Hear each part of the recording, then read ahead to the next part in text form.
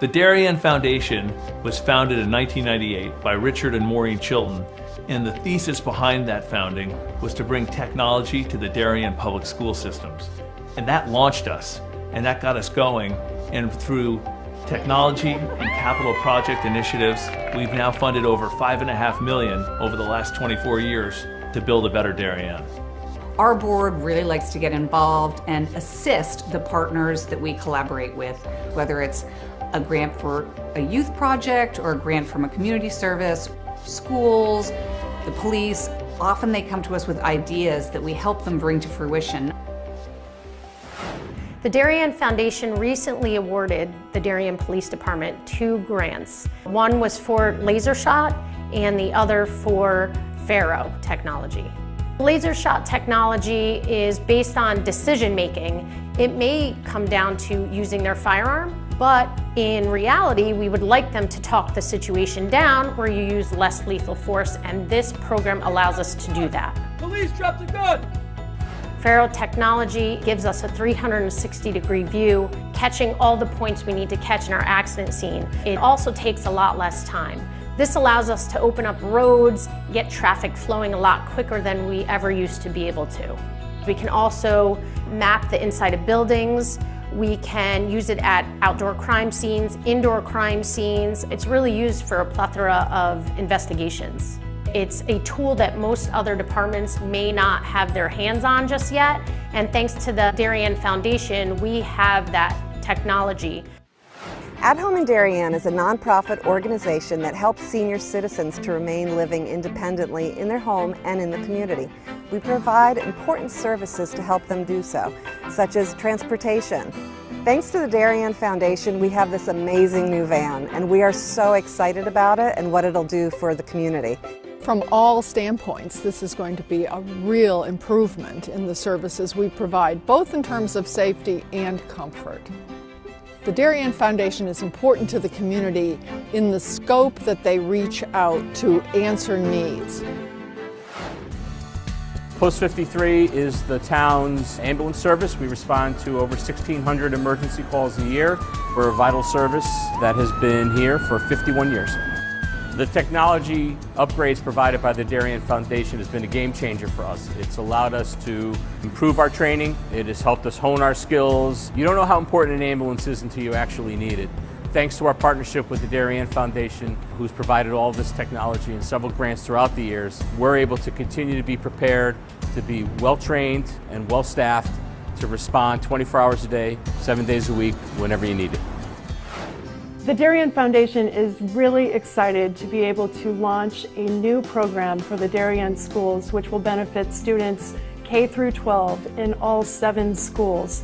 This is the new robotics program, which will be an extracurricular opportunity for students to build robots, compete against other leagues, and collaborate together. Our robotics program is going to benefit students in so many ways. In regular classes, students are always looking for the right answer, that there's only one way to answer something. Robotics is completely different. In robotics, you learn that there are multiple solutions to every problem. You learn that you have these obstacles that you have to overcome. You have to really be a creative problem solver. And most importantly, you need to persevere. Early on in the process, the Darien Foundation reached out to administration and they offered to provide funding for a project, and it just dovetailed beautifully to the goals of the strategic plan. I look forward to continue to work closely with the Darien Foundation, both on this project and other projects down the line. We welcome ideas for possible grants. We'd like to do grants that promote and strengthen our community. Sometimes it's from an organization, sometimes it's from our emergency service partners, or it's from the Darien Public Schools. One of our most popular grants, which was the Playground by the Sound, came to us from 4 Darien moms who said, let's get together and figure out how to build this. Thanks to the generosity of our board members and officers, every dollar you give to the Darien Foundation goes directly to the grants that we're supporting. I invite all of you to help us move our community further and support the Darien Foundation.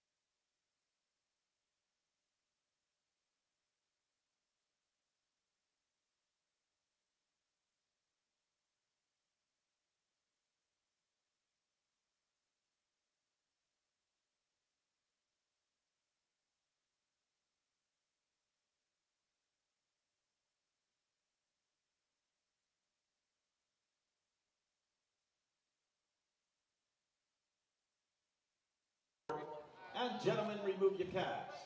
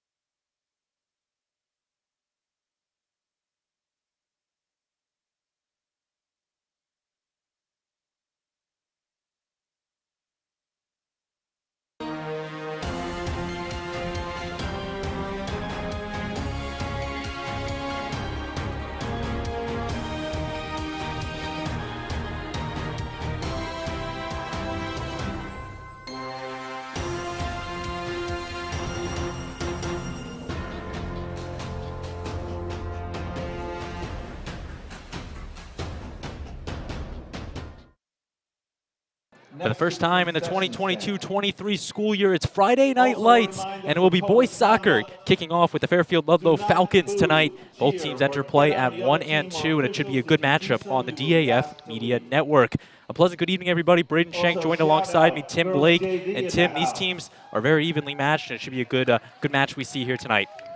Yeah, both play a 4-4-2. Both coaches know each other very well. Both also know that each team has a very tough opening 5 or 6 games against very strong teams, and this should be a good match, pretty even. So we'll see. I did notice that Ludlowe only has 1 sophomore, no freshman on theirs. They've pretty heavily loaded with seniors. They are indeed a team that returns 9 starters from their 2021 squad, so they have a lot of returners. However, last year, the Falcons went 3-10-2, so they're looking for a better fortune in this 2022 campaign. But you touched on, Tim, the opening matchups. Darien, they have just had a loaded schedule. They played Norwalk, West Hill, Trumbull to start off. They lost to Norwalk, lost to Trumbull, but beat West Hill. And those are some of the best teams you see. Norwalk and Trumbull are undefeated. How does a team like Darien adjust to that and now face a team like Fairfield Ludlowe? Well, they both played Norwalk. They lost to Ludlowe lost 1-3. I didn't see the match. I didn't read the technicals on it, but that's why I'm saying these two teams should be evenly matched, and we should have a really good match here. West Hill, to me, right now is one of the weaker teams. It'll be interesting to see how they also do up against the teams up the line, the Farmingtons, the Conrads, the Halls, up there. That'll give them a true test of what they have statewide as well. It is interesting. Darien will be participating in the first ever FCAC CCC showdown later this month. They will head to Farmington to take on the Conard Red Wolves in that matchup. As for Fairfield Ludlowe, they are staying within the FCAC this year. Darien will get that contest against the Red Wolves on September the 24th, and we are underway at the stadium. Trevor Pegg with the kickoff to Jack Petty. Darien will be in their home blue and black jerseys, moving from right to left on your screen. Fairfield Ludlowe in their road whites, moving from left to right. And we'll give you the starting lineups in this one, starting with the home Darien Blue Wave in net, the senior captain, Tommy Bronca, and then in the field numerically, Jeff Nidwadi, Trey DeSanctis, Jack Petty, Trevor Pegg, Bobby Whitaker, Gaurav Parwal, Ryan Roderick, Owen Comey, James Kennedy, and Matthew Kennedy, the starting 11 for John Bradley. And now looking over on the defensive side right now for the Fairfield Ludlowe Falcons, in between the pipes for them will be their junior first-year starting Alex Parent, the backup to Michael Loya last year, getting his first year starting for the Falcons. And then for Fairfield Ludlowe, numerically, Tommy Melvin, Leo Nascimento, Zach Connor, Riley Donald, Christian Beck, Giuliano Paletta, Cenzo Morano, Charlie Jones, Shane Praver, Matt Menozzi, wow, my apologies, are the starting 11 for Fairfield Ludlowe. These two teams know each other so well. They've all grown up playing against each other all the way through the CGSA programs, etc. So That's something you see, the travel programs. A lot of these guys are teammates that come out on the high school field and are opponents to each other, trying the centering ball, deflected by the Falcons. Petty's going to kick it away. But a lot of these guys are teammates in the offseason, so it must be weird seeing your teammate and having to play against them for 80 minutes. Definitely. It's a little uneasy, but the minute you're out there and you touch the ball, you're done with that thought, and you're there to win for your high school team. Fairfield Ludlowe will get their first offensive opportunity. The give and go to Jones incomplete, and the possession will stay with the Blue Wave. And that's going to be the big thing tonight, just who makes less careless errors. Both of these teams have had the rough starts with the tough teams. Fairfield Ludlowe lost their last two. They beat the Bridgeport Central Hilltoppers 6-0 to open their season, but then fell to Greenwich and Norwalk in their next two.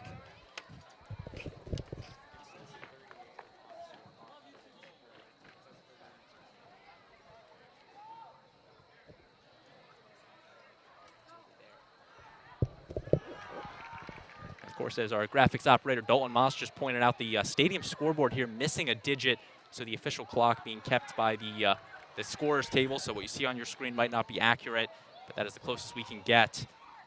Kick there from Nascimento. The time on the clock down here is correct on the screen.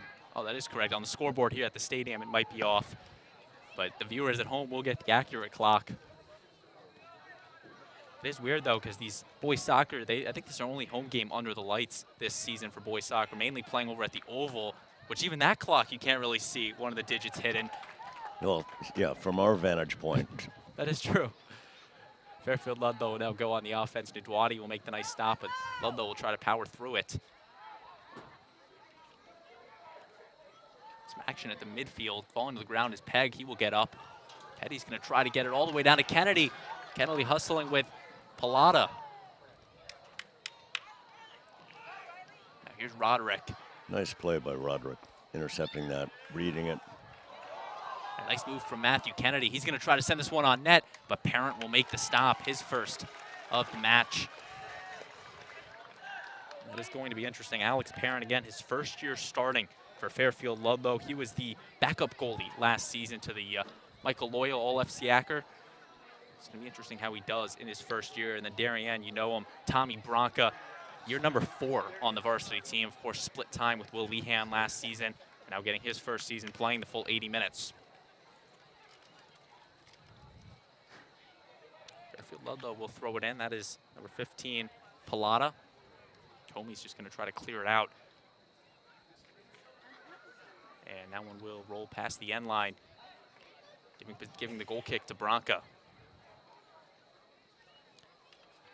Tommy, he had 7 saves in the team's loss to Norwalk in their opener. So he definitely can get the gloves to the ball, but it's just a matter of can he... That was a tough loss. That was just one solid play, breakthrough. It was indeed, and that was an evenly matched for most of the match. The entire game, it was, that could have gone either way. And it was Luke Ingber of Norwalk just getting the through ball, shooting it just past the stretch of Bronca. There's good skill there, going down the midfield. Number 23. Also good defending by Darien. Well done.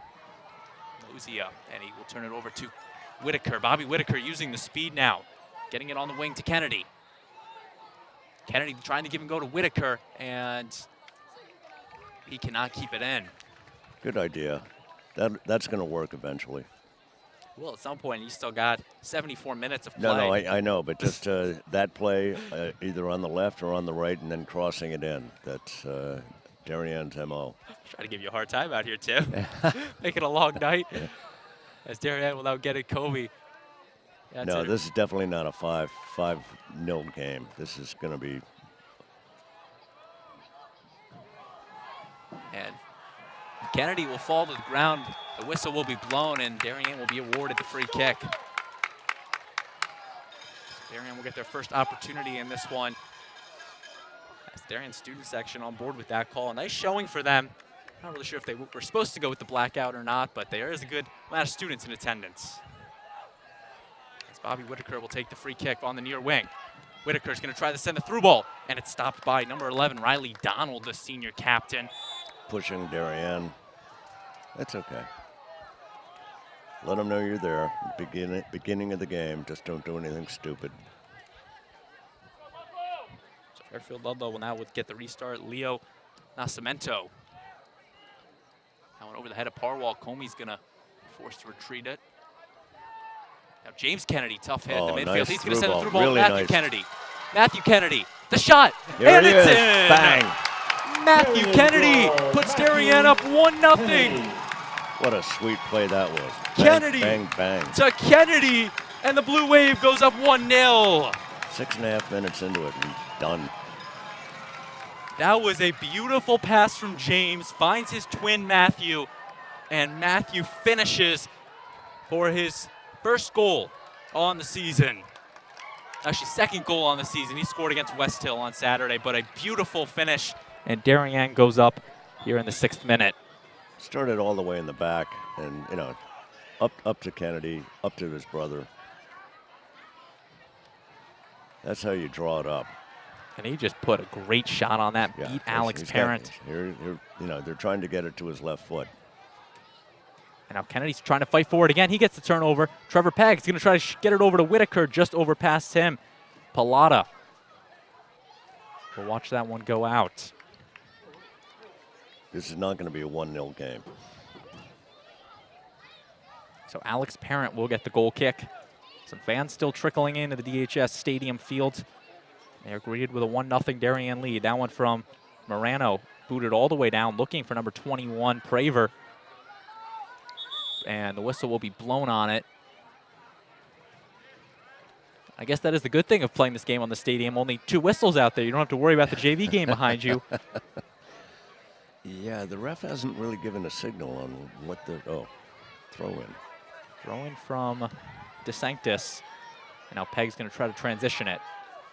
Trevor Pegg looking all the way to the far wing to Kennedy. Parent coming out a long ways. He can't get it, and he eventually will pick it up. But a havoc play for Fairfield Ludlowe, and Alex Parent will finally corral it. One of those high-risk plays, but Parent put it all out there, made the stop, and now here's the Falcons. Nosey, and he will force the foul onto Doughty. Free kick being set up for Praver. Shane Praver, the junior.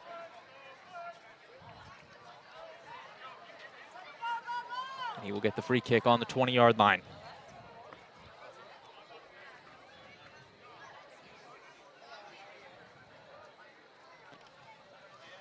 An opportunity for the Falcons. The free kick on net, and Bronco will punch it away. Nicely done. Big first stop for Tommy Bronco. This one now up in the air. That Fairfield Ludlowe defender should have settled the ball. A sliding attempt there from number 11, Riley Donald, the senior captain. But the ball will go out.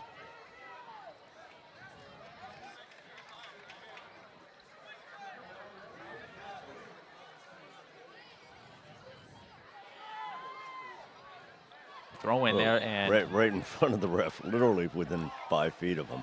Morano falls to the ground. Ball will be staying with the Blue Wave. Comey to restart it. Yeah, that is an interesting point. If you want to be discreet about it, at least do it away from the referee. No, Comey's going to send a good ball on net off the head of Whitaker. Whitaker's going to come away with it in the corner. And that one will be smartly kicked off of Nascimento.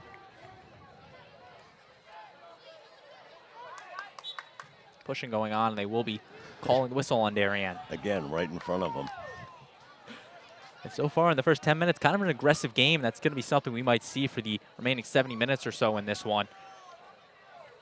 As now Nascimento will get the restart, the senior. I was doing prep for this game. A fun fact on Leo, he knows how to solve a Rubik's Cube. Don't know how I found that, but it's a fun fact on Leo Nascimento. No? Really? You're not impressed with that? No? It's on their Instagram. I had to throw it down on the note sheet. Parwall is going to let this one go to Bronca. That one's out of play. I don't know. Those things are tough to solve, Tim.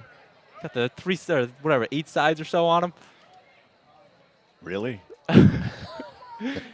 Okay, I feel like I'm going to take that to let that go. Fairfield Ludlowe will get the corner kick. Riley Donald.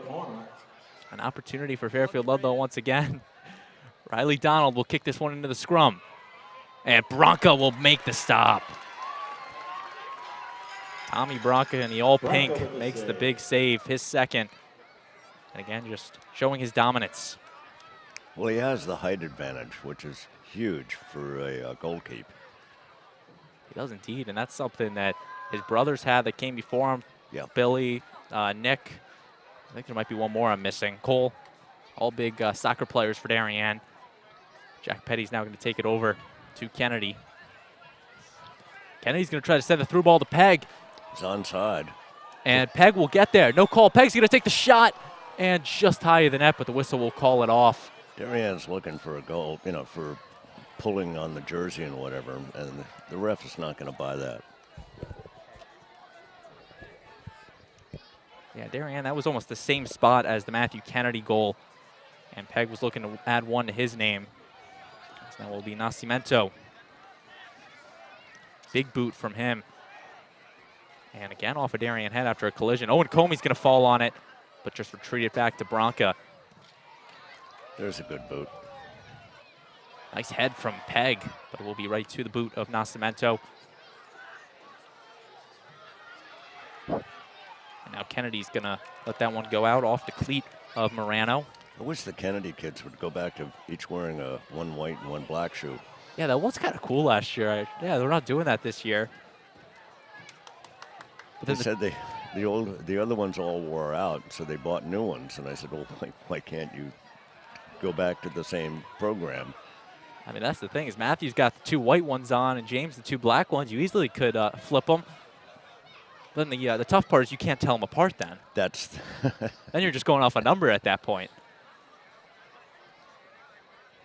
I don't think people are identifying Matthew and James by the cleats, as that one's off the head of Matthew Kennedy. No, but it made it difficult for me last year. Well, it was one of the Kennedys. That's true. Now this one in the midfield, the two number 10s are going to go at it, Whitaker and Connor. Nice hustle. Nice from play by the left back there. Now here's Trevor Pegg on the far wing. He's going to get the through ball. That's Pegg unfortunately looking what for happened. Kennedy. The finish, and he scores! Yep. No, Matthew Kennedy, number 2, and Darien goes up 2-0.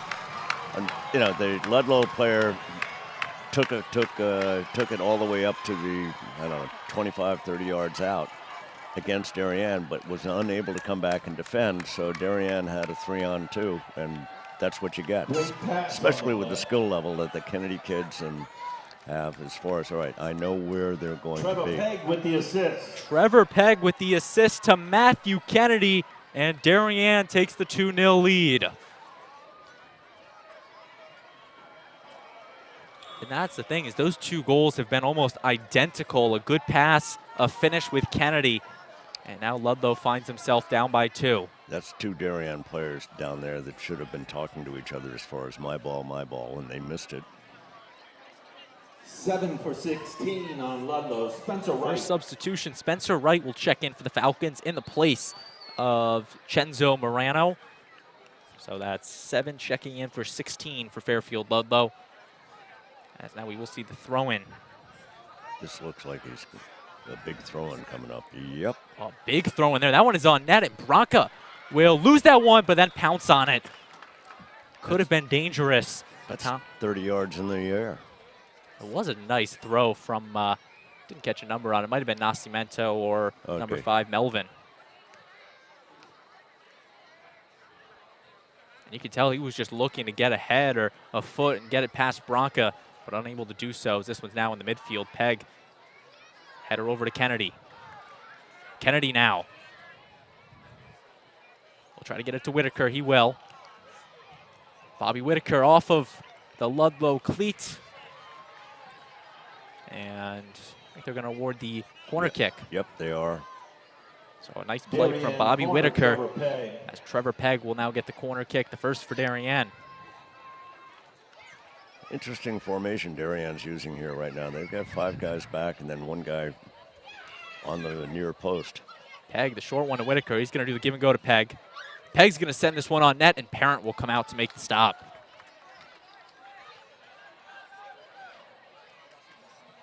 Alex Parent. He'll boot it away. Far punt on that one. Off the head of Comey. Maneuvering around with it is Jones. And Tim, if you're Fairfield Ludlowe, what are you doing right now, down by 2, to try to stay in this game? Just try and settle it down. You've got to, your defenders have to hold their formation. Right now, they're not. You've only got 3 guys back. Big stop there. They're supposed to be playing a 4-4-2, so they're out of formation, and then if you do that against the 2 Kennedy kids, the Darien attackers, you're going to get smoked. Fairfield Ludlowe will get the free kick on that one after the hit from Kennedy. It will be Tommy Melvin, the senior captain, with the free kick. Melvin, a good boot there, just low lining off of the cleat of Connor and turned over to Bobby Whitaker.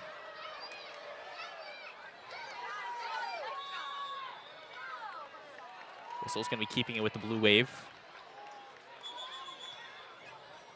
And I know, Tim, I'm just looking over on the sidelines, and the viewers can see on their screen the different benches that we see. Darien, I don't think there's an extra inch on that bench. Fairfield Ludlowe, only 5-6 players on the bench.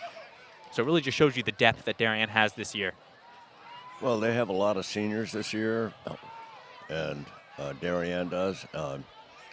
Roger Ludlowe is only basically playing juniors and seniors. They're not bringing any of their other players that are sophomores on the team. They don't play. They play on the JV team. They just bring them up for the away games for the experience.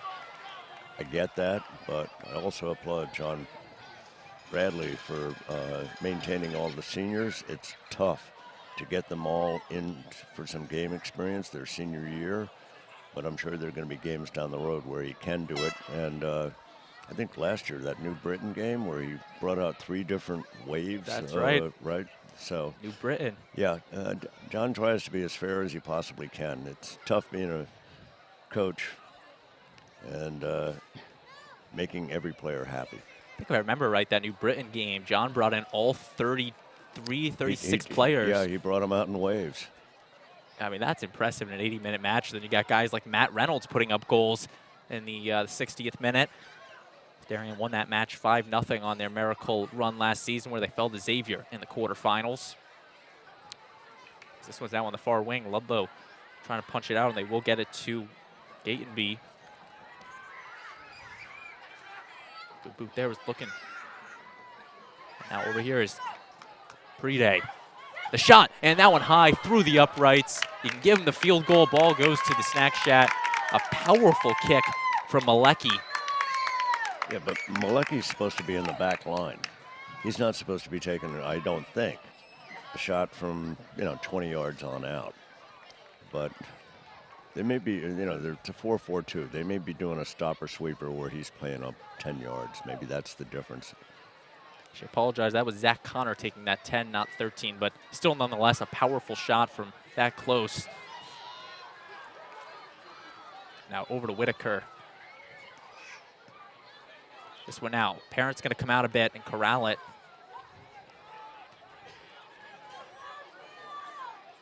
Now Alex Parent with the boot. Another far punt from Parent. This time was looking for Gatenby. Nicely taken down by Ludlowe. It's 4v4 right now. Trying to transition to Donald. Again, this Darien defense doing a great job forcing it out. Duati's going to come up on his defender. They're not giving any room to the Ludlowe players. None. That's something a defense they're trying to do and keep the ball away from their goalie, Tommy Bronca. And Darien's been doing just that. They're going to look for the through pass to Donald, and Parwall will let that one go out. Nice shielding there. Well done. Garv Parwall, the All-FCAC East player last season. He's been a big addition to this Darien team, a junior. So Coach Bradley will get him for another season, but a great defender for the Wave. Something you can't see on the screen, but I think it's terrific, where the DSA brings in all these U9, U10, players to be Here's ball Kennedy. boys. And Kennedy will kick it off of Nascimento. Sorry to interrupt you, Tim. Corner kick. anyway, it's great for the DSA, the program to build, and for the kids to see what the high school games are like, and it's terrific to see all the parents and all the high school students out here. Truly is a soccer atmosphere here at the stadium, as it will be Petty to kick it in on the corner kick. Jack Petty, short pass trying to give and go. And now send it right to Whitaker. Whitaker makes a nice move. He'll take the shot through some traffic, and it will be Connor that will transition it. But you mentioned a little bit about the youth soccer organization. I think you got a little bit of a connection to the Darien Youth Soccer Association, but how important is it for the Darien varsity team to have that pipeline starting that early? It's evident in almost all the sports in Darien, right? Whether it be lacrosse, football, soccer, tennis, all the sports, how they develop and how they work with each other, as far as, so that the kids can grow up and make a decision on what kind of what they want to focus on, whether it be soccer, which obviously I prefer, but football, lacrosse, swimming. They have great programs. And it all starts at the youth level. And if I'm right, Tim, you were the founder of Darien Youth Soccer. Yeah, that was 30-plus years ago. Lee Parsons was one of my first players. He played with my son, class of '99, Darien High School. And they got to the quarters in the States. Just looking at a year prior, '98, I think they won the FCAC East. First time in program history. They did. Yeah, they're really strong. When they were playing in, up to U14, they and the class right behind them, the Darien Dogs, both of them were just powerhouses in the state. They were all going undefeated, winning all the state cups. So, I'm sorry, did you say the Darien Dogs? Yeah, that was the name of the team. They put that on like the jerseys or something?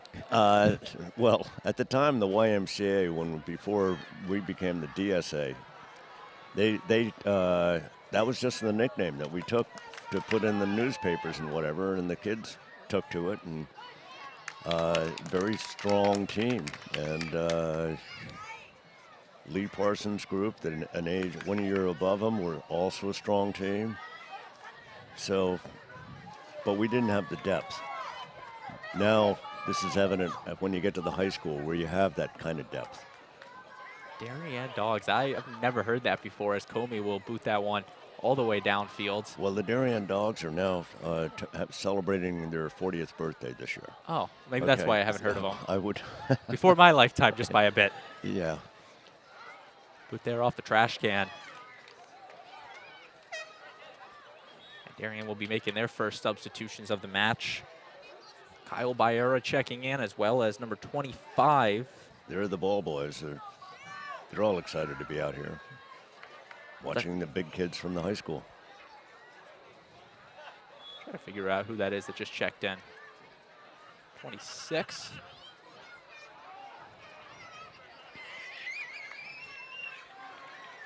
That one now will be a throw-in for DeSanctis. DeSanctis throws it in. Trying to transition there. Nice slide tackle there by number 18, Wiener. Now here's the Falcons. Donald going over to the far wing to Gatenby. Right back to Donald.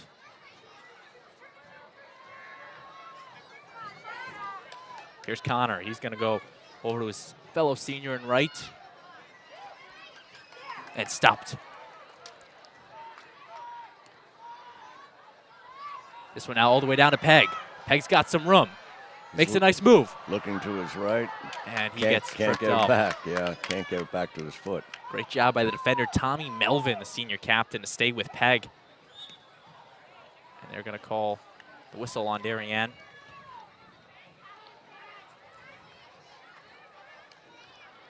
Getting back to the DSA, prior to the game, had the pleasure of meeting, and if I mess up the name, my apologies now, Mia Mahopoulos. She's now the new president for the Darien Soccer Association. I wish her the best of luck. It's a program that's thriving in Darien, the youth soccer. And, you know, they really develop it out. It gets better every year, the travel programs, everything they offer. And eventually they hit the freshman year, play for this Darien team, get up to John Bradley and Varsity. Really just a culmination of the entire experience playing soccer in Darien. I like it. Ooh. Oh. No, there's a call. Okay. Nice somersault from Comey. I'll give him that, though, right on the D. Took it very gracefully. He's young. He can do that. Bobby Whitaker will be taking it will be Comey with the free kick at the 46-yard line. They'd be calling post 53 if I took that dive. It's probably the reason that we're up in the booth here and they're on the field playing. It's Comey's going to send a nice ball on net. Parent's going to come out and make the stop. Alex Parent, once again, will corral it. 14 minutes remaining in the opening half. I don't know, Tim. I feel like in your heyday, you seem like a very athletic player out there. No? I liked being the goalie in high school and college. But when I got to the older age, no. Through ball to Peg. He's going to try to set up the Darien offense. Hit there. Peg's going to stay with it. Send it on net. The centering pass, and he just shoots it past Bobby Whitaker. Three Darien players, right? One on the far post, near post, and in the middle. Really a sweet play. He was looking for Whitaker on that far side, just shoots it past him. And that would have been a magnificent goal if Whitaker could have finished on it. Would have been Bobby's first goal on the season. As Darien will now bring on another substitute. I believe it was number 40, Miles Lefkowitz. Also got to figure out 26. I don't see a 26 on my roster for Darien, but they have someone out there in a number 26 jersey.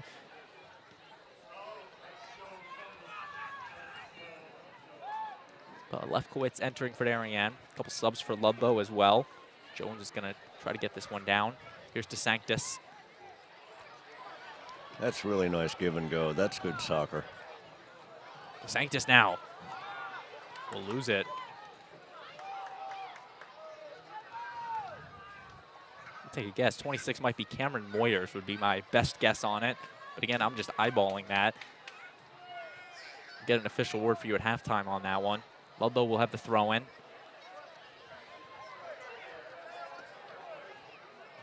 Action on the far side as that will be Wiener.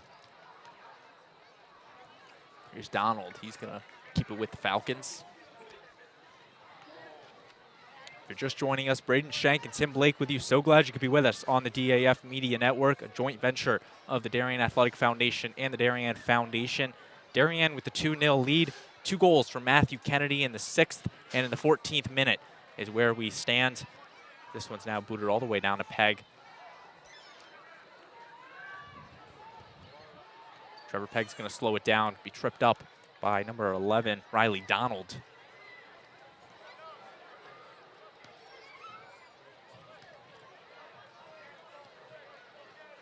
Will be the throw-in for Darien. Both of these teams, their 4th match on the 2022 campaign. And we're under the lights at the Darien High School Stadium. Lefkowitz, the big throw-in to Peg. It's a sophomore to a senior. Peg's going to try to send this one into the box, stopped by Nascimento. Now Comey's going to try to keep it in the zone. He will do just that. Now across the 30. Owen Comey, nice. Stopped up by Melvin. Nice defending by the left back.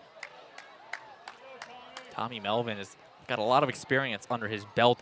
His 3rd year on the varsity team, makes a big slide tackle, and now we'll boot that one over to a bad pass there. Kennedy's going to try to send the shot on net high, and the ball boys will chase after that one.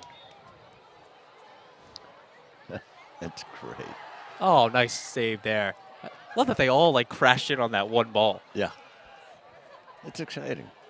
Like, give them credit. Friday night, coming out here, putting the hustle out there, trying to get the balls. Oh, they'll sleep tonight.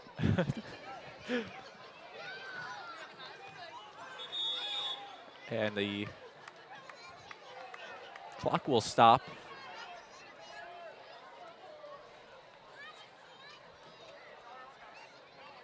And Comey will come off. Didn't see what happened to him. Did you see, Tim? No. I just saw the ref put the hands up. John's trying to get an explanation from the ref, but Comey will come out. He appears to be fine, but he's going to take a seat on the bench. I'll talk to the refs at halftime. Oh.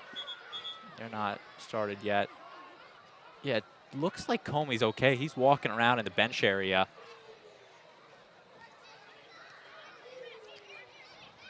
Not exactly sure what happened. That may be where he was hurt. The referee wanted him to go get checked out on the sideline and then let him come back in. Of course, the refs see got the responsibility out there, have to look after the players as that one's now headed up. Was looking for number 20, Jones. Now Peg. Number 40 in the game for Darien, Miles Lefkowitz. Lefkowitz gets announced into the game by the PA announcer. Oh, he's been in for a bit, but now here's Fairfield Ludlowe trying to flip the field. Charlie Jones, intercepted by DeSanctis. Peg's going to try to send the through ball to Kennedy off the head of Melvin. Whitaker, shot on net, it's up, and Parent will make the stop. Offsides. Nice call by the ref. It still was a nice grab by Parent, although, does that even count as a save technically? No. So it's the offsides. It's not a shot on goal. Because I assume once the ref makes the offsides, it's a dead ball, Yep. essentially. Exactly. Soccer IQ of Tim Blake, everyone. As being tripped up there is Whitaker, or is Kennedy, he'll get up. I could be just making that up, you know, but... Oh, that's true. Well, I trust your ability to know the sport more than me. I feel like you refereed for a while. I did, about 30 years. Yeah, so you would know more than me on it.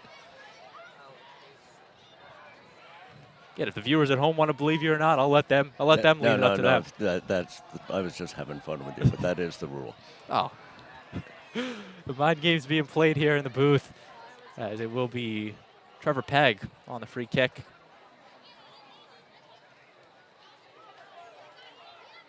Pegg will have the ball at the 20-yard line. Free kick sent on net and just wide of the net.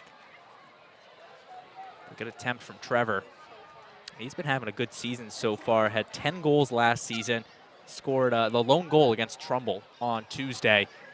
So he's definitely a big spark plug for this Darien team. You have a huge advantage if you're left-footed in soccer, and you've got two really strong left feet for Darien on their attack. How does the lefty have an advantage in soccer? Being able to cut the angle towards the goal. Ah, that makes sense. It does. I guess because if you no, it does. It's the defenders are more likely to be aware of a right foot moving towards your right foot than going to your left foot. So it's the deception of the lefty. Exactly. See, I'm learning stuff every day with this sport. As his throw-in will be given to Nascimento. He has a big throw-in. This time threw all the way to the box. He'll throw it again on net. And Bronco will get a hand on it. Nascimento will recover. And that one's sent just high in the net, but... Foul against Ludlow. It'll be a free kick for Darien.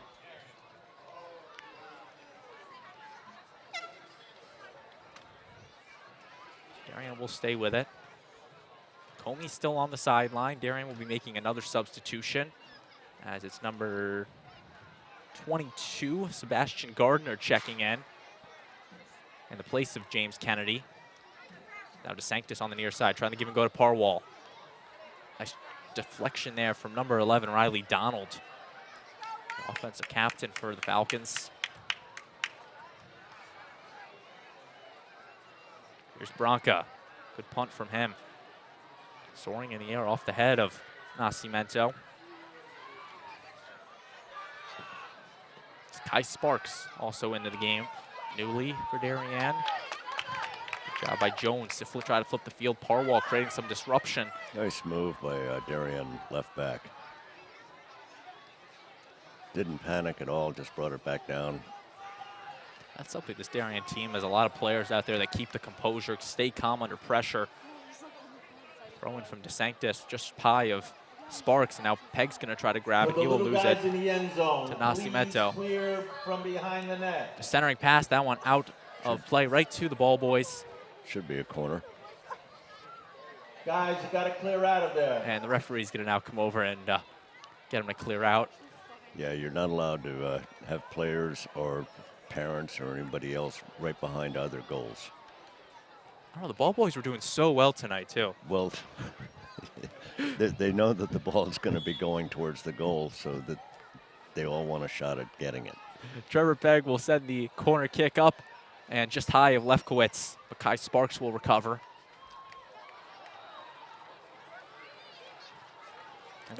I'd like to see John Bradley have somebody play deep for when that ball does get through, so he can attack and go towards it versus it goes by everybody. Wow. Big kick there. DeSanctis will get it on the near side, force it over to Pegg. That is some things that Bradley or Coach Bradley might look at halftime, especially with 40 minutes still left to play in this one, up 2-0. And that one will be coming back to the near side and Tommy Melvin.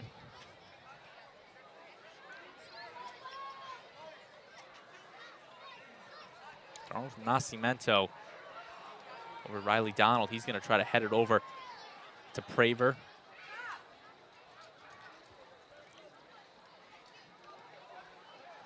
Whitaker creates the disruption as Donald now will get it back to Melvin.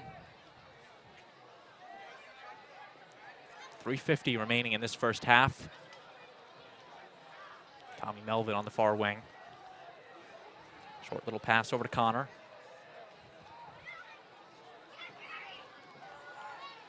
Nascimento coming up the middle with it. He's going to give it a big kick downfield, trying to send the through ball. Looking for Minozzi, and Minozzi looking for a call, will not get it as Bronca will slowly roll it off to Petty.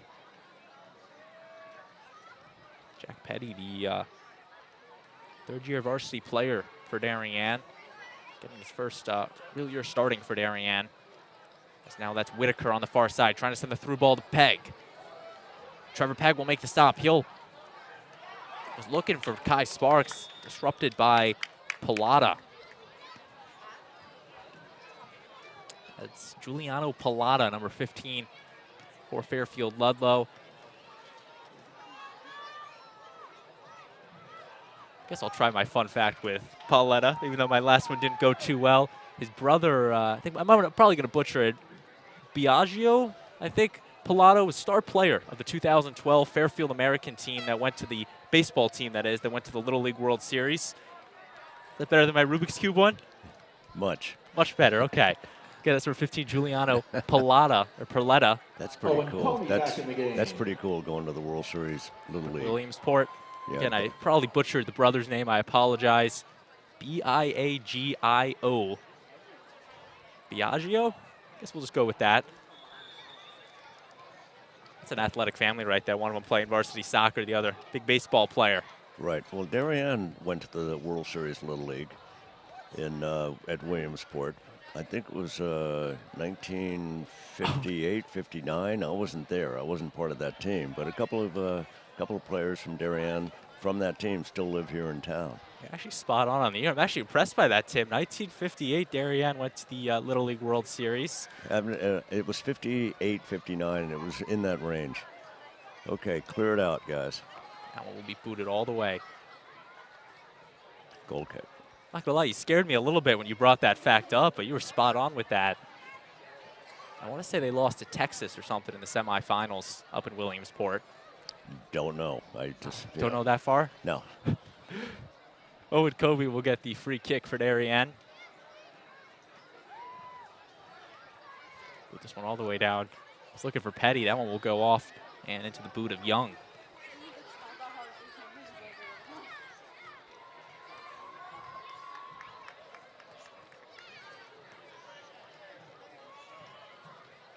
The start will be from Gardner. Under a minute remaining in this opening half.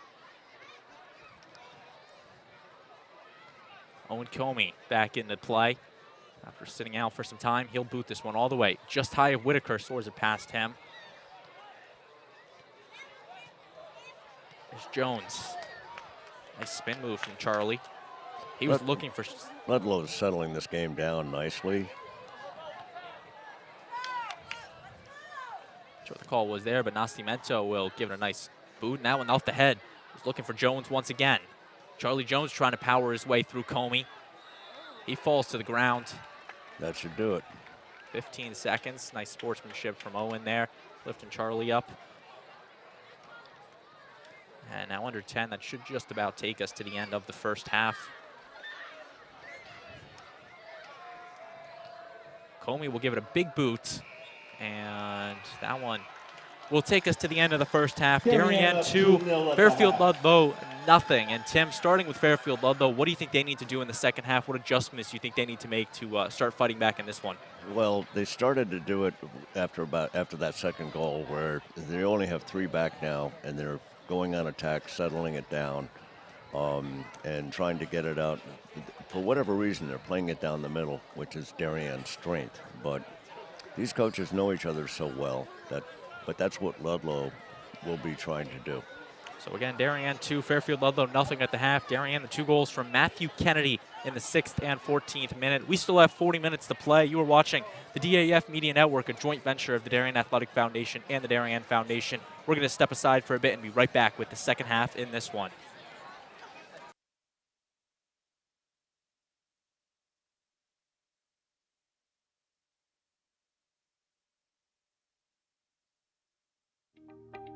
DAF Media is actively seeking financial support. Founded in 2017, DAF Media has quickly become Southwestern Connecticut's source for quality sports, arts, and community programming.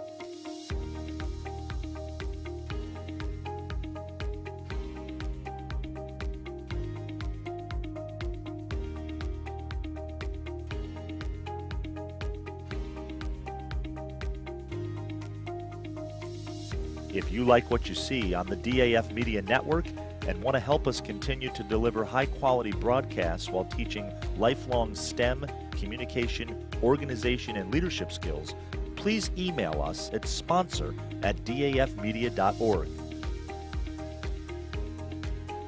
We are a registered 501c3 organization.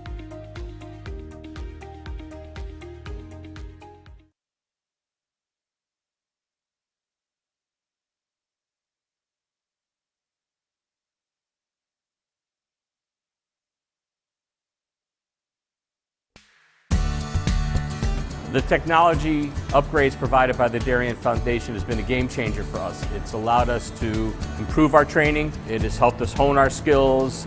Thanks to our partnership with the Darien Foundation. Celebrating and supporting Darien athletes. That is a simple mission of the Darien Athletic Foundation. Broadcasting live from the field, DAF Media covers 125 games a year. All Darien teams, our youth, in our town, on our fields. Fields like the Center Oval and Upper Oval turfs, the JV softball field, and Stadium East, the longest turf in New England, all made possible by the Darien Athletic Foundation and its generous founders and donors. The Darien Athletic Foundation is not just committed to building our town's athletic infrastructure, it's improving the civic infrastructure for everyone to enjoy.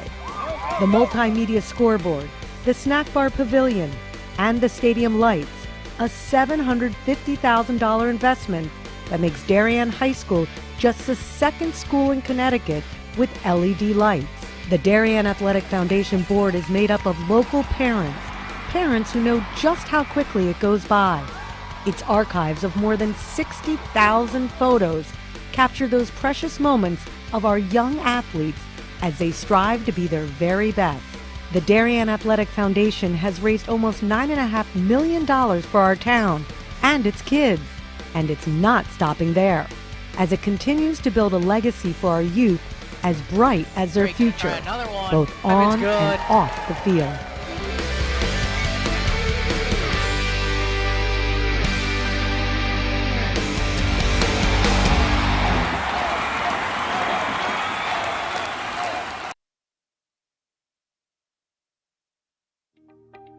DAF Media is actively seeking financial support. Founded in 2017, DAF Media has quickly become Southwestern Connecticut's source for quality sports, arts, and community programming.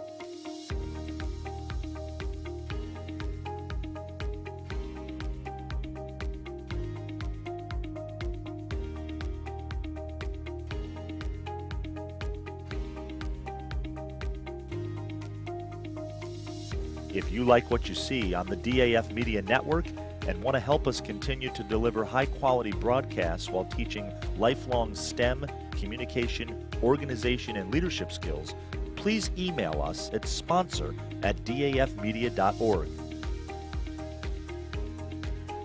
We are a registered 501c3 organization.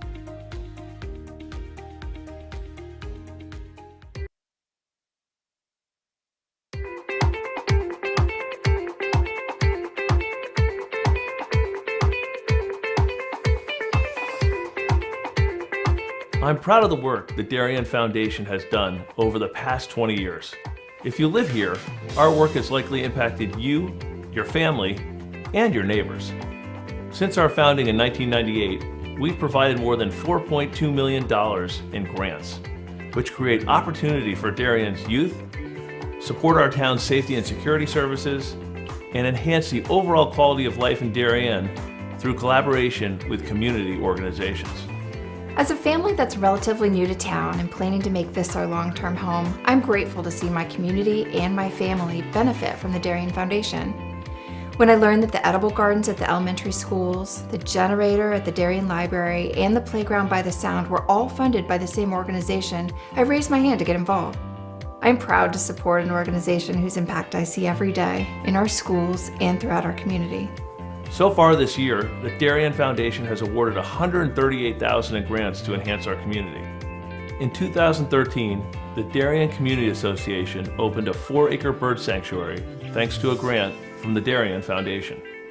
The serene wooded glade has attracted numerous birds, bees, and butterflies, as well as more than 200 school children and other visitors. This year, they added a new pondless waterfall, as well as more trees, plantings, signage, and benches.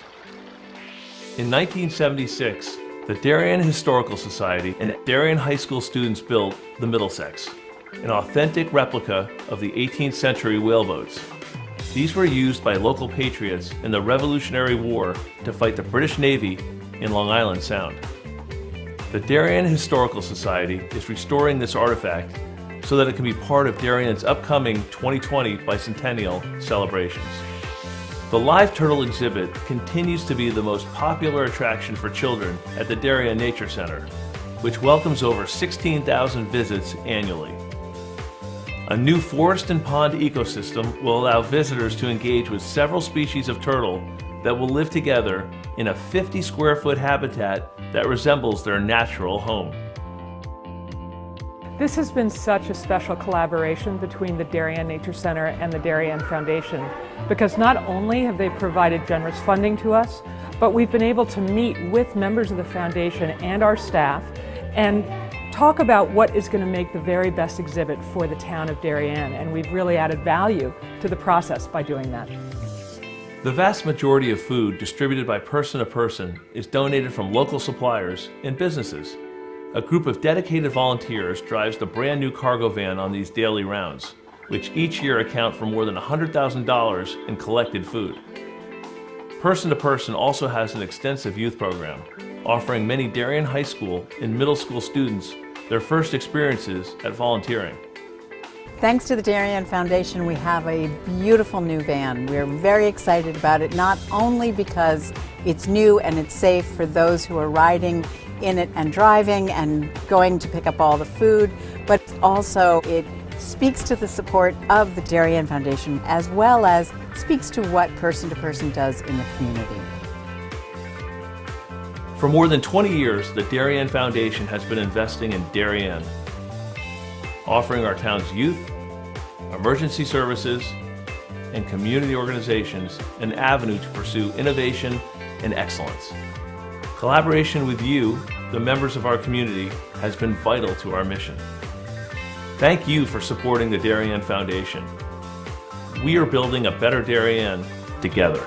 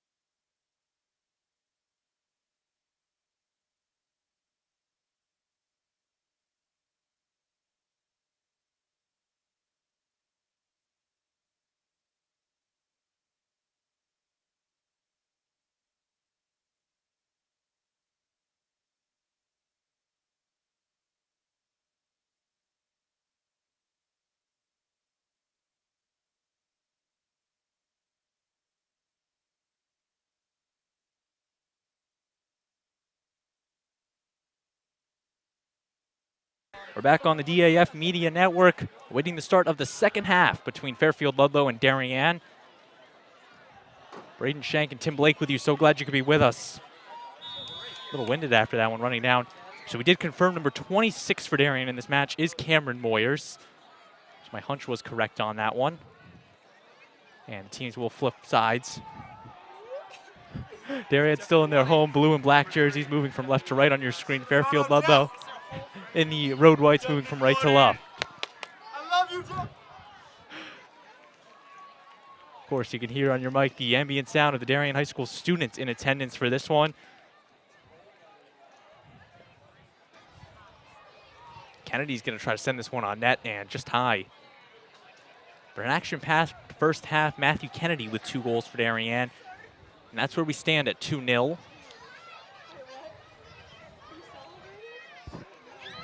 And Tim, you get any good intel at the halftime break? Actually, no. Yeah, it's you know, the one question I had for him was just about the if somebody was injured, what happened, and they just said no, it was just an offside call. That one kicked up off the head, and that one will be booted out. A nice off the head attempt from Bobby Whitaker. But that was definitely a strange play. Owen Comey came out for a bit. Couldn't quite figure out. He seemed to be okay. But now we got the explanation as Parent will boot that one all the way down to Donald. Braden Shank and Tim Blake with you. So glad you could be with us as we're live at the Darien High School Stadium Field under the lights, Friday night lights. Kennedy's going to send this one just wide of the net. That was actually Trevor Pegg, my apologies. Pegg, the senior, he an all-FCAC first-teamer last season, and he's going to have another great year for Darien this year. Alex Parent with the goal kick. This looks like they switched the balls at the half. This one seems to be a little darker, must be able to see it in the night.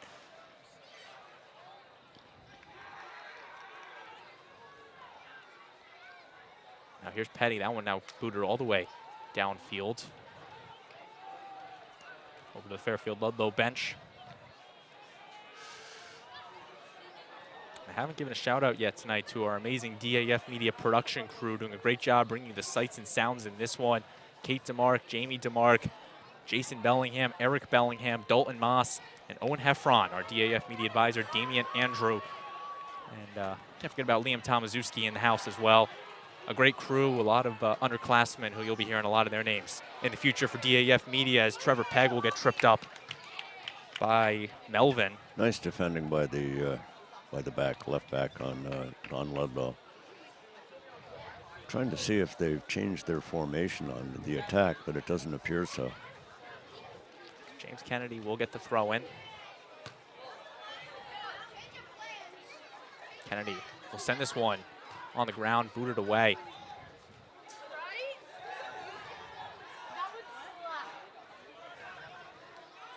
Edwadi at the midfield. He will fall to the ground, and possession will be going to the Falcons.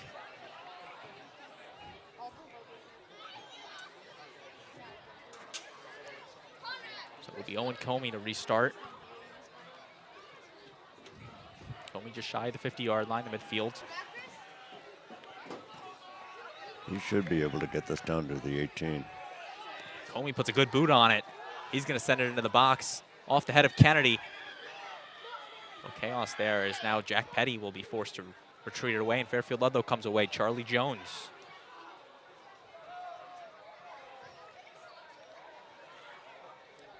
The Falcons looking for something here is Donnell Young. Throw it in, and 2 substitutions being made for head coach Kevin O'Hara and the Falcons. 25 and 19 checking in. So Gatenby and Mazer. Or Mazer, my apologies, checking in for Fairfield Ludlowe. Again. You did solve the who's the number 26 at halftime. Cameron Moyers. I remember, I think that's who I guessed in the first half too. It looked like him. You did. Why he's wearing number 26, couldn't tell you. Rostered at number 20. Throw in. Although I will say it was fun watching the Darien head of security, Pat D'Agostino, trying to track down one of the players to get a hold of who was number 26. Now off the head of Whitaker.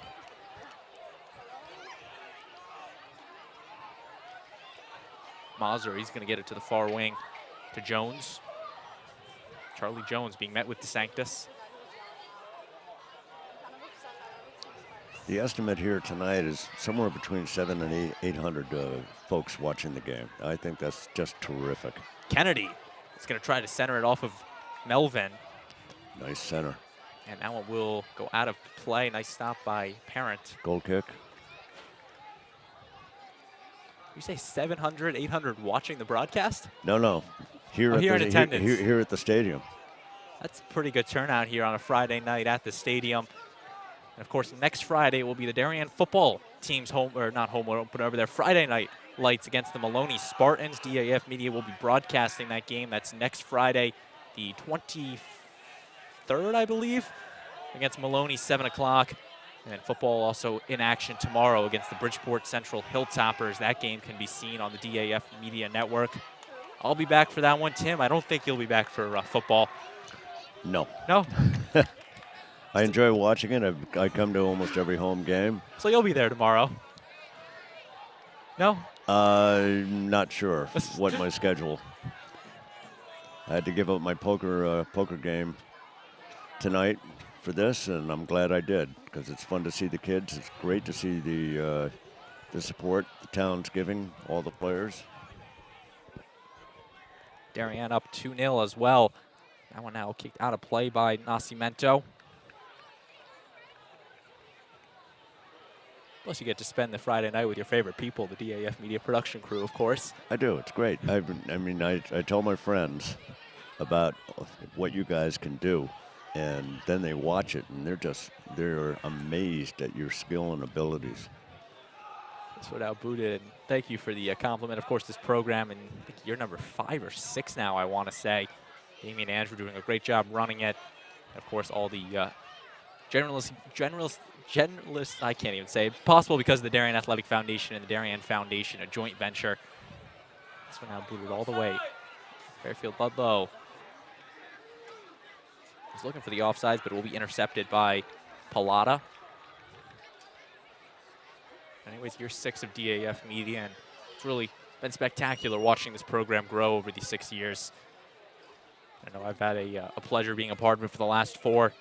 Looking forward to finishing out my senior year, part of DAF. Off the head of Connor.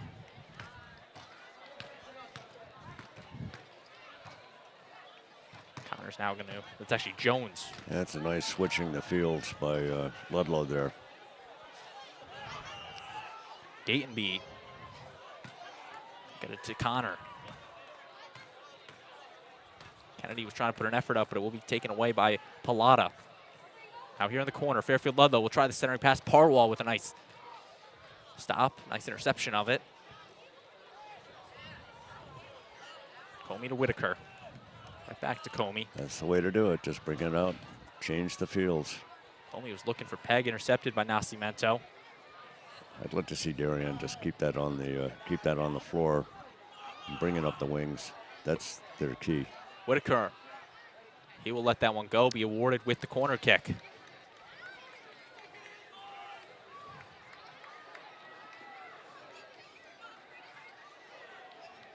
Trevor Pegg, senior for Darien. Pegg from the corner.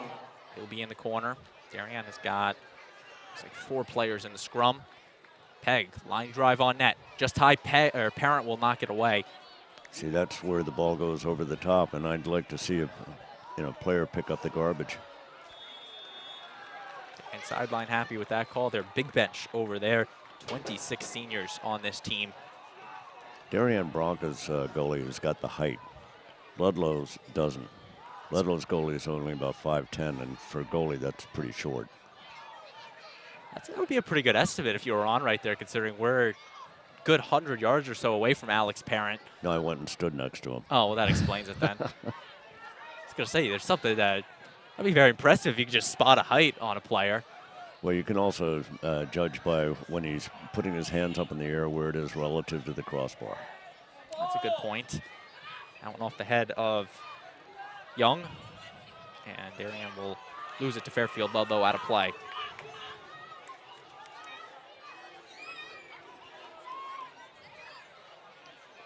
Danelle Young.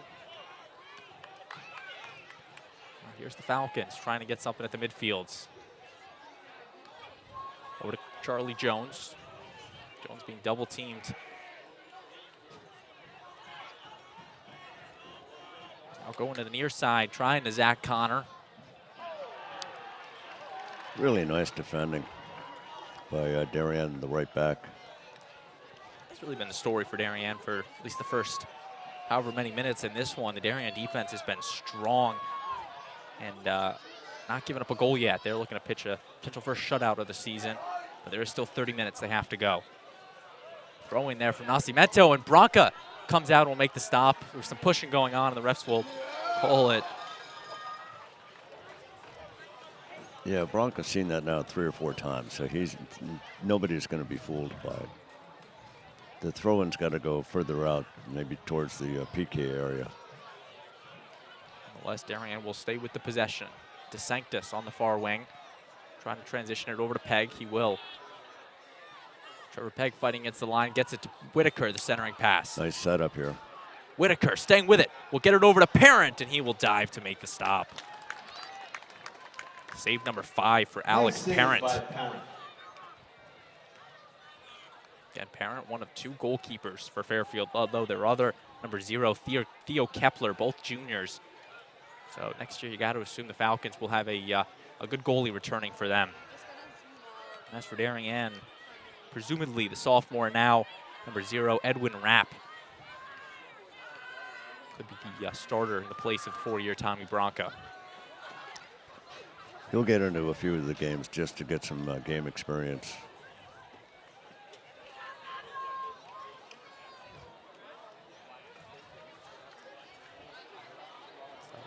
Throw-in will be awarded to Darien. That's DeSanctis, long throw. And looking behind me, the Darien girls volleyball team returning from Newtown. I believe they won that match, I want to say 3-0. Probably should know that considering I have a sister on the team, but I know they went to Newtown. That's half the battle. As DeSanctis will throw it in on the just about 30-yard line. And again, this packed Darien Stadium Field. It's going to be crazy thinking what this place is going to be like next Friday night. Darien Maloney football.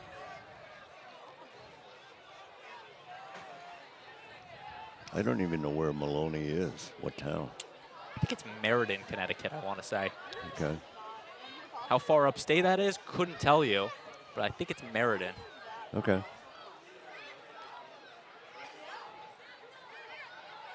Now here's Fairfield Ludlowe on the far side. Mauser.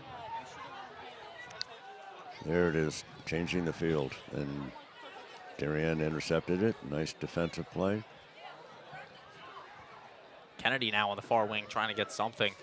That one will be going out of play into the night sky of the Darien Stadium Field. Of course, these nice stadium lights that were installed, I think in 2017, I want to say.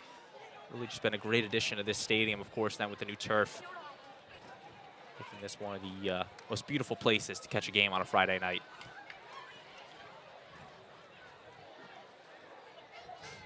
Duarte with the throw-in.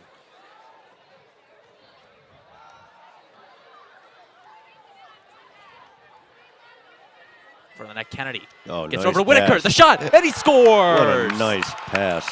Bobby Whitaker finishes for Darien. A beautiful assist from Kennedy, and Whitaker goes top shelf on Parents. 3-0 Darien. That's just well played. Kids know each other, players know each other, they're talking to each other. Real solid right foot, no panic whatsoever. Darien goal, Bobby Whitaker. James Kennedy, his second assist on the game, and Darien takes a 3-goal lead.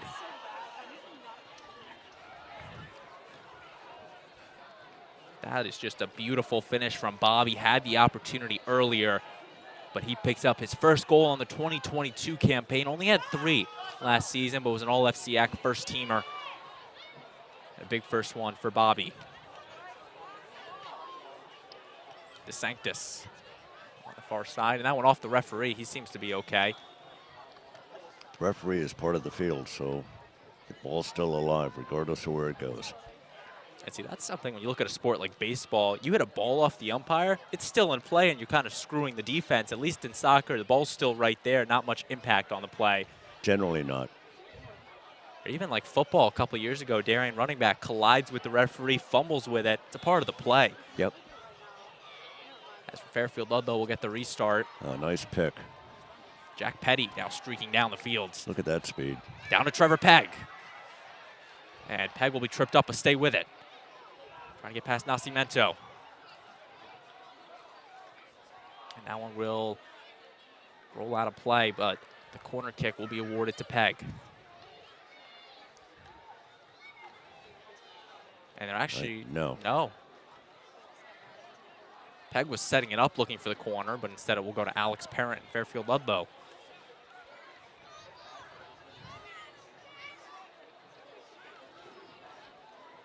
So Parent with the goal kick. Short pass over to Connor.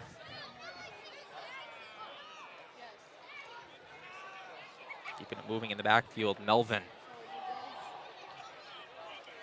Ooh.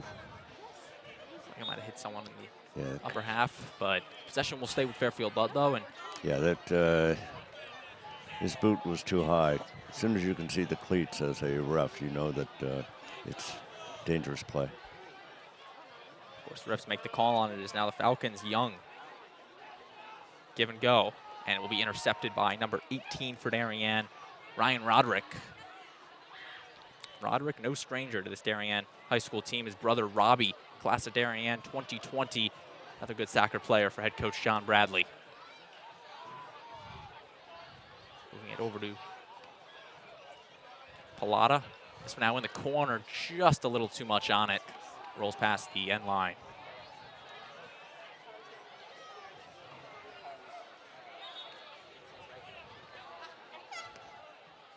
Substitutions being made for Fairfield Ludlowe. They're going to bring on Spencer Wright, number 7. Let's see what that is, 11 re-entering. Riley Donald. And one more player. Let's see if he turns around and can get a number on him. 21. Praver also checking back in for the Falcons. Up 21, so 11, 21, and 7 re-entering for Fairfield Ludlowe.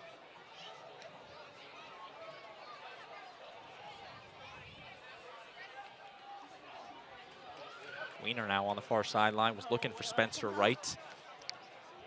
That's the player they've been trying to get to the entire game. There, that just took the shot on goal, but it was wide. Number 21. Yeah, he's Shane Praver. That's their target, but Darien's taking him right out of the game. Praver has been a good offensive player for Fairfield Ludlowe in his second year now on the varsity squad. There's still 22 minutes left to be played, so a lot of soccer left on this Friday night.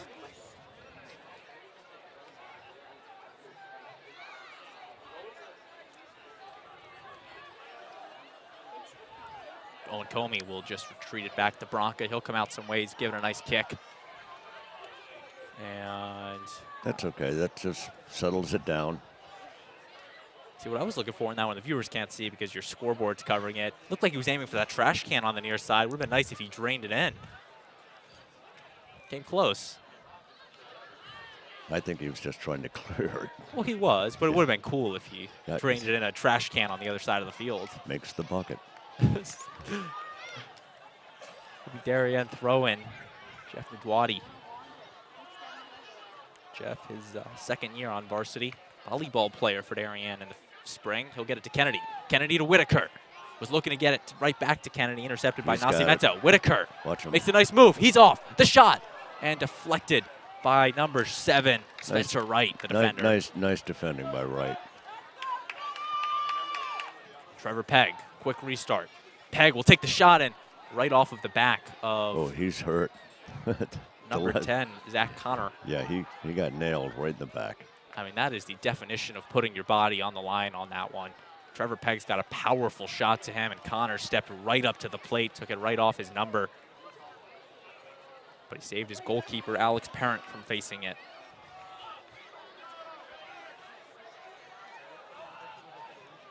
Will be a Darien corner kick, as Petty will get ready on that far side.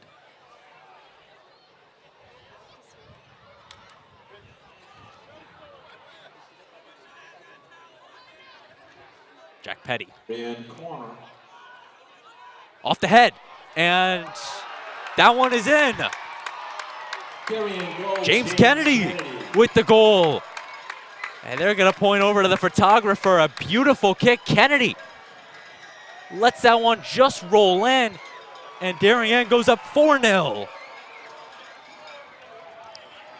Not sure what the delay was on it, but Kennedy scores. It's almost like Fairfield Ludlowe lost it for a second. You can see on your replay, Parent was looking at his defenders. He had one right there, and Weiner, and he just let it roll right past him. But nonetheless, it's a Darien goal with 20 minutes to play. Yeah, it's lack of communication from the goalie, who's basically the quarterback of the team. And if he's not going to be loud and, at his players on where to be and who to cover, that's what's going to happen. Have yourself a night, the Kennedy family. Matthew scored the first goal, the second goal, and now James Kennedy scores the 4th goal. It's going to be one happy family dinner for the Kennedy family tonight. As now James with the interception. He's going to try to transition it down to Pegg just a little wide. And it really shows you, Tim, just how powerful a home field advantage can be when you sell out a stadium field like this. You bring the youth soccer ball boys, and the team goes up 4-0. I'm surprised at the score, honestly. I thought this would be more of a 3-1 game, 2-1, something like that. But Darien's defense has just locked this down. Does indeed, and any high school team of any sport starts with the goalkeeper, builds its way out, and when you have Tommy Bronca and then add on Parwall, DeSanctis, Nadwadi, you really just then set yourself up offense. As right there, Comey will come away with it. Owen Comey now staying with it. Whistle will... He called the pushing in the back. Comey will now get the restart.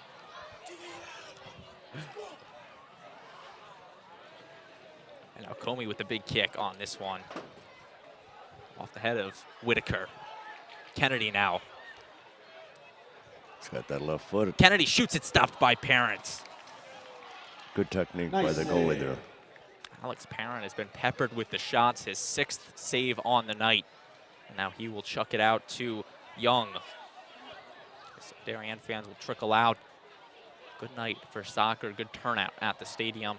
And we thank you for watching the DAF Media Network, a joint venture of the Darien Athletic Foundation and the Darien Foundation. As Darien will now dig into their bench depth. Brenton Dolan, Mitch Davis, and if that looks right, Andrew Banks checking into the match. DAF Media's own. So 3 substitutes for Darien, as well as Cameron Moyers, number 26, checking in. So head coach John Bradley starting to dig into that bench as he will pull off Parwall, DeSanctis, Roderick, and Ndwadi. And that was just a stellar night from Darien's defense, their first line at least, holding Fairfield Ludlowe at bay for this long. Good kick on net. Dolan, newly into the match, he'll head it out to the midfields. Nascimento was looking for the call. Or Nascimento, my apologies, looking for the call, didn't get one. And now Melvin will boot that one all the way, not quite out of the track. Good save by the ball boys. And another substitute for Darien as number 6, I believe, Henry Cavana will check in.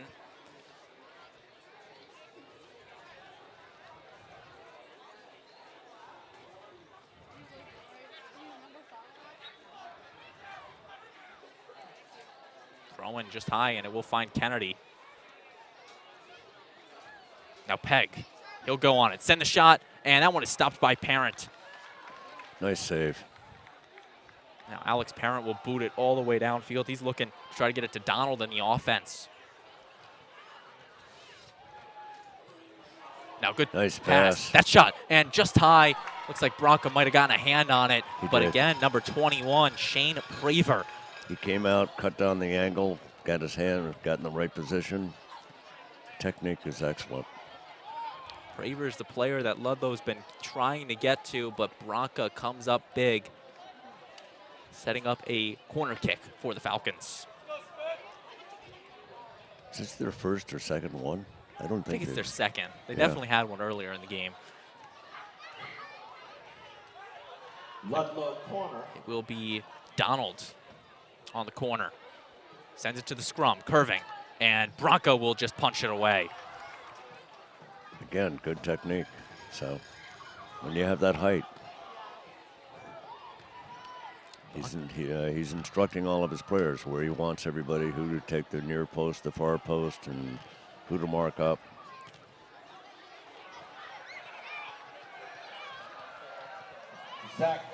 Ludlow's trying to put a player right on him. That's not going to work. So Zach Connor will now try his luck on the corner. Sends this one. Bronca coming out and making a big stop. You're ahead 4-0. No need to attack. So Tommy Bronca will make his 8th save on the game and now just punt it away. But again, that is just showing the senior leadership of Tommy Bronca, commanding that scrum, getting a hold of the ball and transitioning it right to this Darien offense is Kennedy. Trying to make a move, being quickly met by number 17, Young.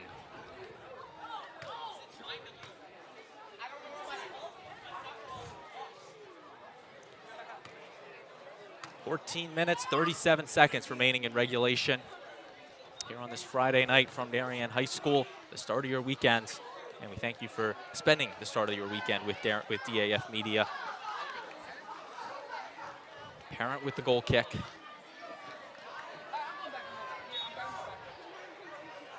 And Ludlow's just trying to get one on the board at this point. Off the head of Donald. And now Banks. Turns it over.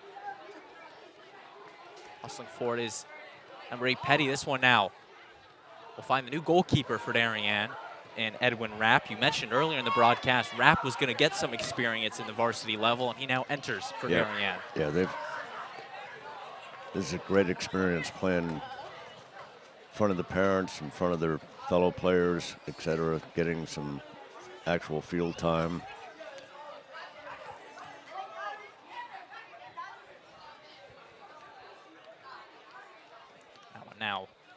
Floater all the way far field, or cross field. Nice head. Looks like Fairfield's getting ready to bring on 4 players as well.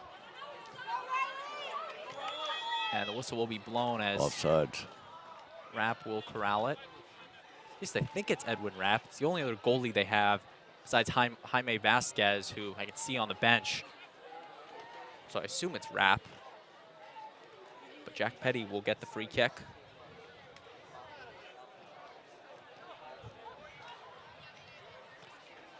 It's under 13 minutes remaining. Jack Petty.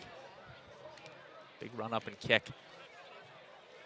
Off the head of Kennedy, and a couple other new entries for Darien as Bobby Whitaker will get this one. Whitaker makes a nice move. Shoots it deflected from Tommy Melvin. That should be a corner. And some more substitutes entering for both sides. Griffin Cassidy checking in for Darien. Charlie Salamore, Ryan Edelman, and Nils Tillman checking in for the Blue Wave. So getting some of those seniors in, and the Falcons making some substitutions as well.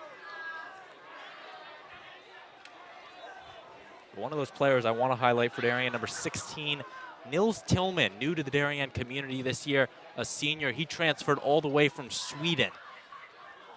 And you got to assume a player that head coach John Bradley's been excited to get this season. This one sent just high over the head of Kennedy, and now Edelman will hustle for it, but will retreat back to Dolan. That's the smart play by the defender. Just kick it out and let everybody else get back and help. Total non sequitur, I would like to give a shout out to my son, Charlie Blake, class of '99, fellow player with Lee Parsons. Just released a new album. Under the name of it is Alcyon Massive. He's out in Oregon now. Take a listen, it's on Spotify. Your son's a singer. Wow. Musician, oh yeah. Writes, composes, plays all the instruments, but his band is touring on the West Coast now. I have no musical experience Wonder where he got that gene from then. Huh? Wonder where he got that gene from then. That would be Mrs. Blake. Fairfield Ludlowe will try to get something, and I'm not really sure who's in net for Darien right now. It's number 1 on the jersey, so it's possible it could be Jaime Vasquez. I think that's what the roster is. Yeah, Jaime Vasquez, number 1.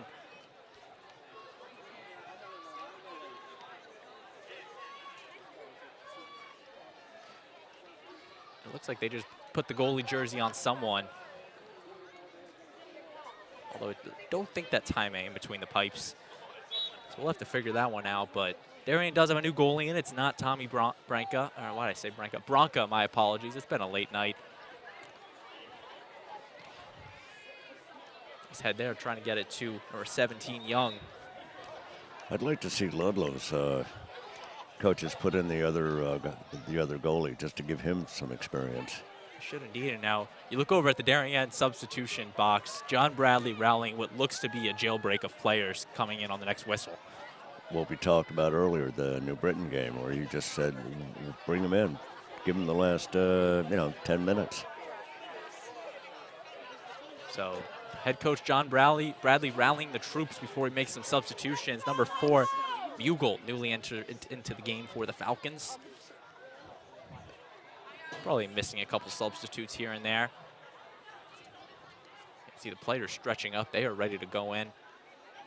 Number 23 from Fairfield Ludlowe is Roger Ludlowe, I guess it's considered.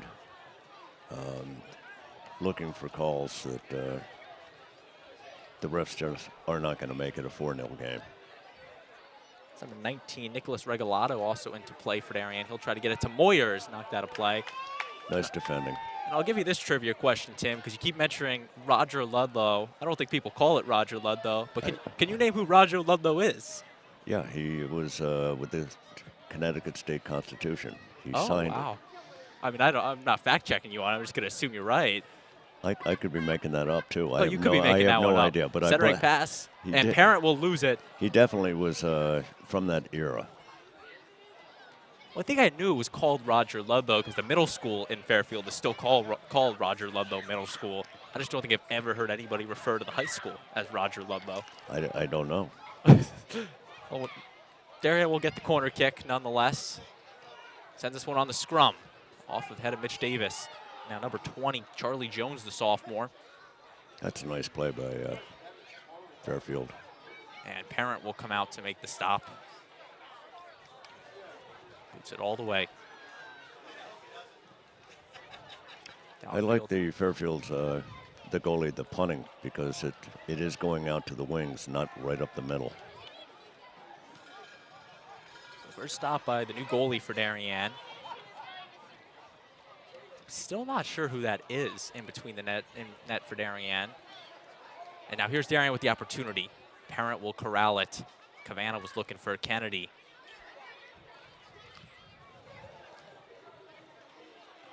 Sent out to the midfields. Edelman. Ryan Edelman, the senior. Over to Kennedy. And Parent will grab it. Offsides called on James Kennedy.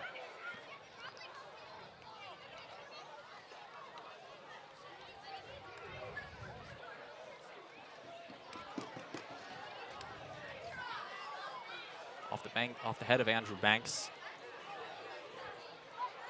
And here's Mugel. Ludlowe trying to get their first opportunity. Stopped by Mitch Davis. Here's the through ball. Really nice, good Gatenby. Give and go. In the box. And the finish is good. Really nice play by Roger Ludlowe. Fairfield Ludlowe scores. Number 23, Matt Manozzi with the goal. A good finish. Zachariah Mugel with the goal. And it's actually number 4 they're going to give it to. Zach Mugel. It's not who I saw on it, but it's who they're going to give it to. That was really solid play by them. Just nice give and go all the way down the left-hand side. Great job by our graphics team, Dalton Moss, to bring you that new graphic. But Zach Mugel credited to the goal, or at least on the screen, it's reading Fairfield Ludlowe, so I guess it's not Roger Ludlowe High. That's what I mean. People call it Fairfield Ludlowe. Okay. Because I know back in the day, you might remember this, that used to be Fairfield. Number 23 scored, not number 4. That's what we thought. And we do get word 23. I'm being told by one of the parents from Ludlowe that it was number 23, not number 4. Yeah, Matt Manozzi, that's who we originally gave it to. The PA announcer for Darien, Anthony Sweeney, generously giving it to Mugel. So I guess we'll put it down as 23. The gentleman that came up and told me is a referee for Fairfield that lives up there. Tillman in the game, number 16. I mean, yet again, the PA announcers announced a substitution from 5 minutes ago. I mean, I love Sweeney to death, but 6 minutes left to play. 4-1 our score.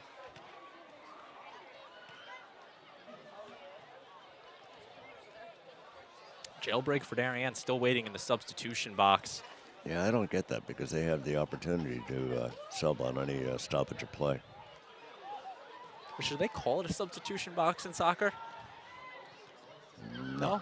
Just lacrosse? Getting my sports mixed up? Well, you have it in hockey as well, right? No, because they got the benches. Oh, the penalty box. Yeah, the penalty box, not the substitution box. I think they have it in field hockey as well. Nonetheless, Cassidy's going to get knocked to the ground. But as I was saying earlier, you might remember this, Tim, Fairfield just with 2 high schools now, Fairfield Ward, Fairfield Ludlowe. It used to be Roger Ludlowe Middle School, then Fairfield High School. Right. And I think 2003 is when they adapted the second high school in Fairfield. Well, it's a big town. It is a big town. It's a big population. Throw in there. Banks going to try to play the defenses. That will be Dolan who clears it out. And even you have the 2 public schools, and you have Fairfield Prep, I think another private school I want to say in Fairfield, so it's just even bigger. I mean, they got 2 Division I colleges in Fairfield, Sacred Heart and Fairfield University. Yeah, they've got solid programs, always have up there. At the Division I level? Or at the high school level? Throughout. Oh, throughout. Anywhere from 9-year-olds on up to 23-year-olds. Fairfield is the place to be for soccer. Off the head of Dolan. Little collision, and Banks is going to give it a hit out, intercepted by Donald. Dolan's going to try to get it. Fairfield Ludlowe stays with it. Donald will lose it to Davis. This is what John Bradley is trying to do, is give these kids more experience out here in a live game. Nice move from Salamore on that one. Charlie Salamore, the two-sport athlete, tennis in the spring, makes a nice spin move. Another senior for this Darien team. Again, about 10 players or so waiting on that Darien sideline, ready to come into play. By the way, I don't know if anybody was able to watch it, but the girls team on Wednesday played one heck of a match, 3-3 tie. Yes. Versus Trumbull. I mean, it was. I mean, we might as well plug the broadcast while we're here. That game can be seen on DAF Media. So in 3 minutes or so when we wrap up here, go check that out on YouTube. Darien, Trumbull. The game is going on and on and on, but the ending is well worth the watch. Stopped there by the Darien unknown keeper, number 1. Again, we think, at least I think it's Edwin Rapp, although it's possible I could be wrong. Shown, at least that's what's been shown tonight, is I'm wrong on some things. Cavanna on the far sideline.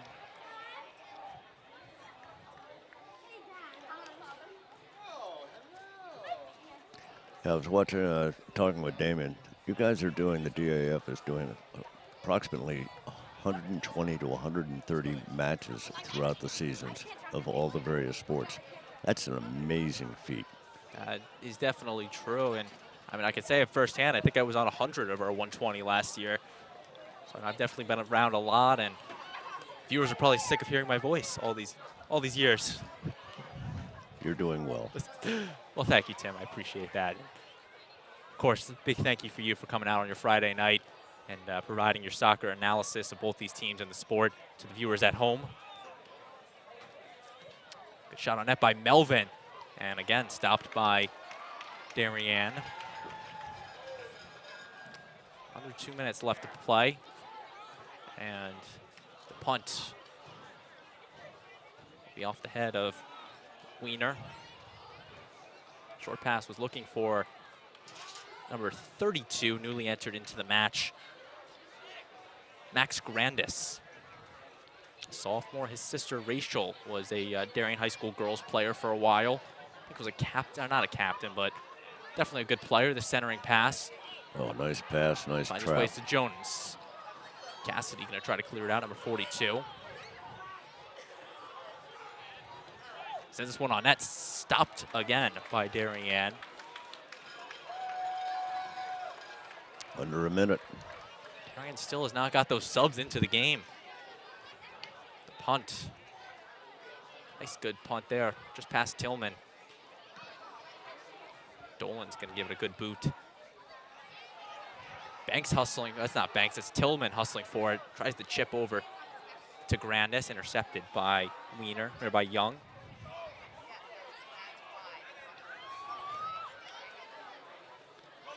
This one now rolling all the way. Hustling for it is Minozi, my apologies. Had the goal about 8 minutes ago for Fairfield Ludlowe. They're only one of the match. That's their target, but that party's over. And the players are just gonna watch this clock tick off. A nice night for soccer, a good crowd, and the Darien Blue Wave will walk away victors by the final score of 4-1. So Darien will go back to 500 on the season.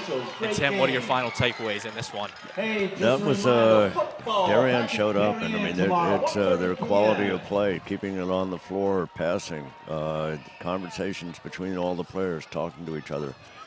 Very solid performance.